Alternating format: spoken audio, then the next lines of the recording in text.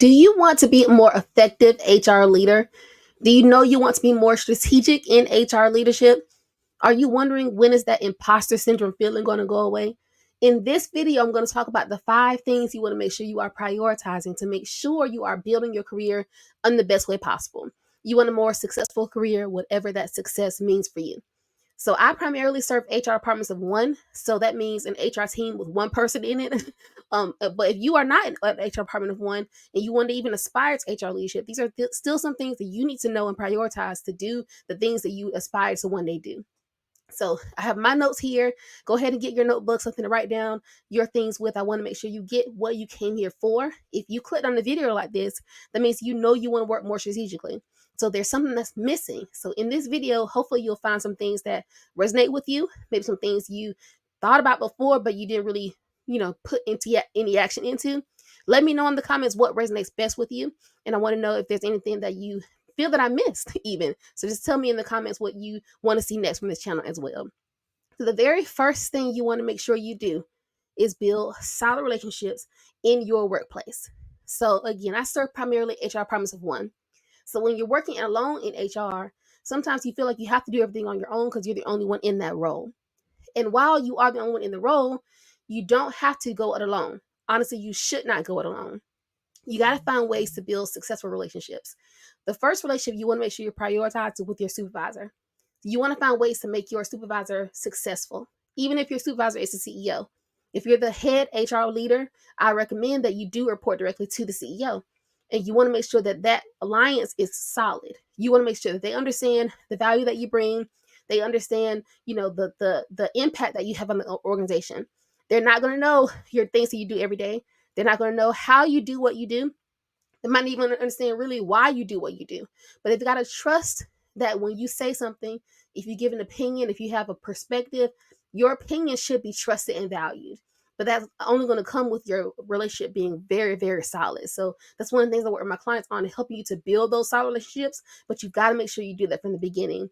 If not, if you don't do it from the beginning, it's going to be harder to do it later on down the line, but it's not impossible. But it must be something that you prioritize.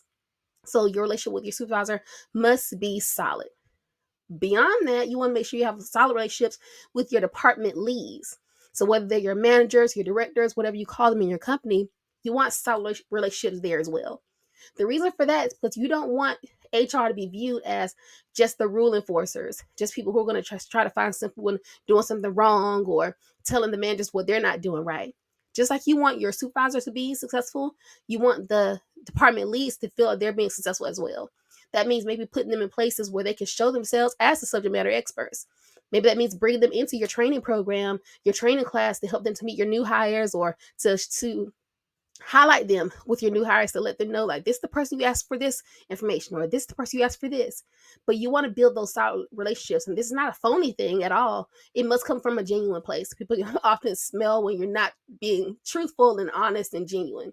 So you want to build those solid relationships as well. But beyond your supervisor, beyond your department leads, you must have solid relationships and a track record with your employees. So you know the story. A lot of employees view HR as those rule makers and just, the people who are just trying to find people doing the wrong thing. Because believe it or not, people have had very bad and traumatizing sometimes experiences with HR. So even though that's not your story, you're not coming into these companies trying to be, negative and, trying to catch people doing the wrong thing. That's their perspective. And so you have to understand that and contend with that. So to flip that, you want to make sure that you have multiple ways to get in contact and build relationships with your employees outside of the employment conversations, outside of hiring and firing and discipline and performance evaluations. You want to build in those kind of conversations. I've got another video on my channel where I talk more about my version of stay interviews. I don't call them stay interviews. I call them HR follow-ups. But they're more along the lines of having those targeted conversations at multiple points of the employee journey, whether 90 days after your new hire or a year after a new hire. And then again, promotions, transfers, all those kind of transitional places in your career. You want to have these spaces where you're not talking to them about, well, are you doing the right thing and this and this and this? You want to listen, ask them really pointed questions like, how is this going for you? Is this what you thought you signed up for? How's your relationship with your team? What can I do to support you? You want them to know that you're a resource. And if you notice a common theme from your supervisor to your department leads to your employees, every one of these groups of employees need to know that you are a resource. You are a trusted, valued member of the team that can help them in multiple areas of their work. So again, that's the first thing you want to make sure you do. Build solid relationships within your workforce.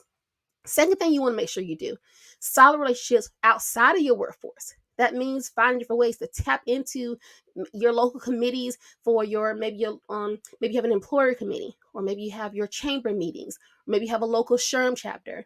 But you want to tap into these communities with like-minded individuals. So whether it's your HR committees, it's going to be more focused on the HR things. What's going on in your city? What's going on in your region? What do you want to make sure what's the topic of the week, of the month? But also industry groups. So if you work in healthcare, are you aligned with a group of other healthcare workers that might not be healthcare HR workers, but it could be just an industry group that they come together, they talk about the pain points of the business. Remember, if we're talking about being strategic in HR, being strategic means looking forward, doing things beyond your day-to-day work. So if we think about it in three different categories, you have tactical work. That's things that anyone can do. Like an intern can do that. I was doing that when I was an intern. It's answering phones, checking email, answering questions even. That's just tactical things. Then you have operational things. So the operations of the HR department. So that means processing payroll, processing benefits, onboarding people, separating people, all the things that go along with just the things that you have to do, employee relations, employee development. Then you have strategic work. So that means that you're putting the initiatives in place. You're doing things to make sure that you're going beyond just processing payroll.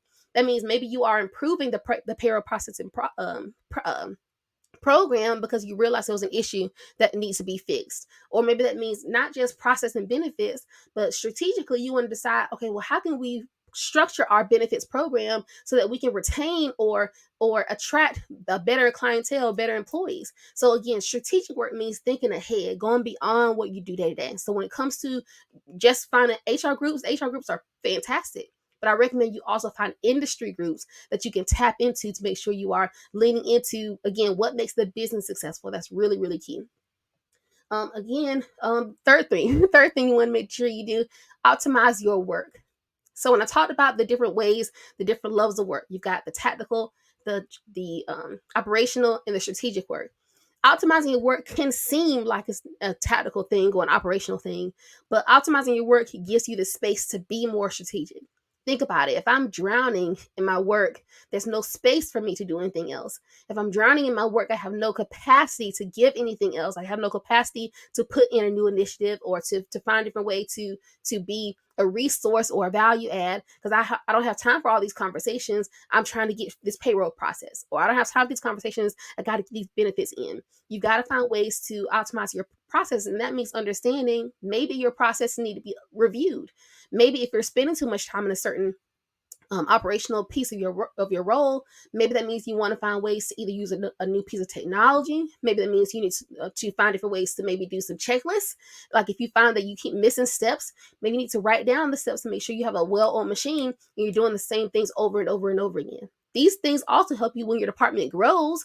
That person who's coming into the department will have something to go by. They're not coming in just as blank slate as you had to be when you came into the role. So again, optimizing your work is so critical. That's one of the biggest things that I work with in my HR department. HR leadership library is helping you to optimize your department, because again, that gives you the space and the capacity to do more things outside of your day-to-day work. Again, you want to get out of the transactional work, but you want to ultimately have a track record of success. So when it comes to optimizing your work, no one cares if they're getting paid every 2 weeks or every month or every week, whatever your schedule is. No one cares if they're getting paid every week or every processing pay period. They expect that. That's not going above and beyond. That's not doing anything different. No one cares if the benefits are always correct. That's kind of expected. Now, if you transpose a social security number, or if you don't get a payroll in on time, they're going to notice that. The things that happen all the time, they're not going to notice those things, because that's really expected of you. That's why optimizing your work is almost foundational, because if you don't optimize your work, then all the work that you do is going to be just expected. It's just going to be find is going to be just a given. You got to find ways to get beyond that. And the only way you can add more value and go beyond just what you're supposed to do or what you expect to do is if you find ways to streamline your processes. The fourth thing you want to do is make sure you are continuing to learn. So one thing that I want to make sure you understand is that even though you might be the person in your company that knows the most about HR, you should never feel like you're the smartest person in the room, in any capacity. You might have the most HR knowledge, but you might not have the most industry knowledge. Or you might not have the most knowledge when it comes to whatever process that the company is getting ready to roll out to attract new customers and things like that. So you want to make sure you're continuously learning. Be a sponge when it comes to find new ways to tune into videos like this, to work under my mentorship, to just find different ways to plug into different areas of your work, but also expand your brain bank. Maybe you need to tap into some other resources, maybe listen to some different news sources, maybe read some books that challenge your biases. There's so many things you can do to continue learning. There should never be a dull moment when it comes to find different ways to grow your brain bank. Again, if you really desire to grow in your career the way you really say you do, the way that I have, this did not happen to me on accident. I'm continuously learning. If I'm driving down the road, I've got an Audible book playing in the car because I want to continue to learn that there's never a dull moment where I'm not trying to take something else in, where I'm listening to my mentor, my coach. Does your coach have a coach? Whether I'm listening to my coach in my ear or tapping into her trainings and things like that. There's so many things that you want to make sure you do. You never want to be stagnant. Being stagnant is the perfect way to be stuck. If you're not continuously learning new things, if you can't tell me the last time you learned something new, that's probably a pretty bad sign. Also, you want to make sure you learn and tap into different resources. I talked before about your local SHRM chapter. Tap into that local SHRM chapter and find different ways to not just go to the meetings, but really take to heart the things that they talk about in those meetings. Whatever the presentation topic is, don't just take all the notes and then file it away when you get back to the office. See if you can find time to schedule that time in to implement the things you learn. So we don't get paid because of what we know. We're paid because of what we do. So knowledge is great, but implementation and action is so much better. Like if you get my emails, I end every email with take action because it's all about taking action. If you're not taking action, everything else is just for nothing. The last thing, the fifth thing, and the biggest thing, the most critical thing that you need to do if you're looking to work more strategically in HR, you need to make strides to make a lasting impact on your people around you. And when I say make a lasting impact on the people around you, I mean specifically, don't just work to make your life better. Don't just work to make your career better or make your day life, your work life better. Like when I say that, what I mean is if you have a new program that you're getting ready to put into place, don't focus on only, okay, well, this will help me to save, I can save 30 minutes a day if we implement this program, or I can do this, or I can do that. That's great, but those are not going to be the things that help you to get paid more if you're trying to find ways to build your salary. Ultimately, it can help you get paid more if you're focusing on, okay, we can save this time because then you can free up time to do more things. That's a great way to look at it. But if you're only trying to save time because you want to just leave early, like that's not a great way to find ways to be more strategic. Being more strategic means you're finding different ways to look forward and do more things. So what I say is find ways to know that anytime you do something new, what benefit or what impact is it going to have on the people that you serve? Whether that's a resource for your managers, for your senior leaders, for your employees. Find different ways to not just have those impacts be made, but make a big deal out of it. Because again, people won't know the impact that you have in HR if everything feels like it's run of the mill. If everything feels like it's expected to be done, payroll, benefits, employer development, employer relations, complaints, grievances, performance evaluations, all HR departments have that. But if you have a very unique program that you run now, where there's some type of leadership development that you're doing, whether it's some type of succession planning that you're working on, whether it's some type of interdepartmental project that you're working on, those are things that are unique to your department, to your organization. You want to make that known that not only were you able to collaborate with multiple people, but you were kind of the spearhead of it. You were able to show, this why we did this, is what we decided to do, the impact that we've had, this is how it's going to continue on in the future. And all those things are going to help you to go back to what I said before, having that proven track record of success. So again, if you do all of these things, these are going to be things that are going to help you to not just work more strategically, but to build a successful career, to make more money in HR, to help you to grow a successful career that goes beyond where you are right now. If you're seriously looking to grow on purpose, it's not going to happen just because you've been in the role for 10 years. I can guarantee that's not the way that you're getting promoted in HR, not in 2024 and not in 2024 and beyond. You've got to find ways to add more value to the company. And so if you are serious about doing things like that, these are the kind of videos that you want to continue to watch. Let me know in the comments which of these areas is the toughest for you or the easiest for you. Is it the building relationships piece? Is it continuing to learn? Is it your ability to have a lasting impact on your company? Like, tell me what resonates most with you. What are you most excited about when it comes to going into your day tomorrow to find different ways to work more strategically? I hope this video has left you better than when you started. Please let me know what I can do to help support you as you continue to build your career on purpose. Talk to you on the next one. Bye.